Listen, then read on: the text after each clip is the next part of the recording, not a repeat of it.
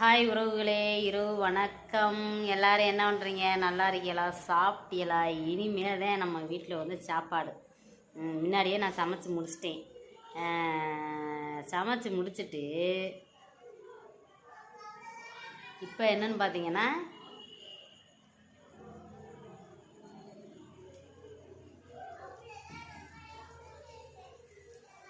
மஞ்சட்டியில் வந்து குழம்பு வச்சுக்கிட்டு இருக்கேன். எப்படி கொதிக்குது பற்றியில?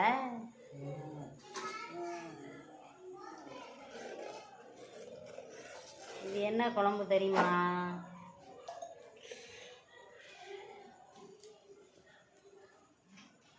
மீன் குழம்புங்க. எப்படின்னா, தீபாவளி முடிஞ்சு இப்போ ஒரு 10 நாள் இருக்குமா? 10 நாளைக்குள்ள 3 தடவை வச்சாச்சு நம்ம வீட்டில். 2 நாள் மீன் குழம்பு, 2 நாள் மட்டன் சிக்கன் வச்சாச்சு. நம்ம வீட்டில் என்ன இருக்கோ ஏது இருக்கோ சாப்பாடு மட்டும் நீட்டாக சாப்பிடணும். எதுக்குன்னா, கஷ்டப்பட்டு நம்ம எதுக்கு உழைக்கிறோம்? சாப்பிட தானே. உடனே ஒருத்தவங்க சொல்லிடுவா, தின்னு வேலை ஆக்குறதுக்கெலாம் தின்னு தீர்த்துடுறீங்களா அப்படின்னு. அப்படி கிடையாது. நம்ம வந்து அதுவும் இந்த வாரம் வீட்டில் இருந்ததுனால எடுத்தாந்து சமைக்கிற மாதிரி இருக்குது. வந்து காயெல்லாம் இல்லைன்ட்டு காய் வாங்க போக சொன்னேன். நம்மளால் நண்டெடுத்தா சொன்னதுக்கு நண்டு மேலே ஆசையாக இருந்துன்னு சொல்லிட்டு சளி வேறு பிடிச்சிருக்கார நம்மளுக்கு எல்லாத்துக்கும். நண்டெடுத்தா சொன்னதுக்கு நண்டு எடுத்துகிட்டு வரல. நண்டு வந்து ரொம்ப நெருப்பு மாதிரி விற்கிதான் ரேட்டு. அதனால் நம்ம ஆள் வந்து கேட்டுருச்சு அப்படின்ட்டு என்ன செஞ்சிட்டாருன்னா, 1 கிலோ சீலா மீன் எடுத்தாந்துட்டார். அது 1 கிலோ 200 ரூபா எடுத்தாந்துட்டு அதை தான் நான் இப்போ வச்சுக்கிட்டு இருக்கேன். இந்த இல்லை, இது வந்து குழம்பு நல்லா இருக்குங்க, நல்லா செம்ம டேஸ்ட்டாக இருக்கும். மண்சட்டியில் வந்து வச்சுருக்கிறேன். மீனை போட்டோன்னே இறக்க வேண்டியதேன்.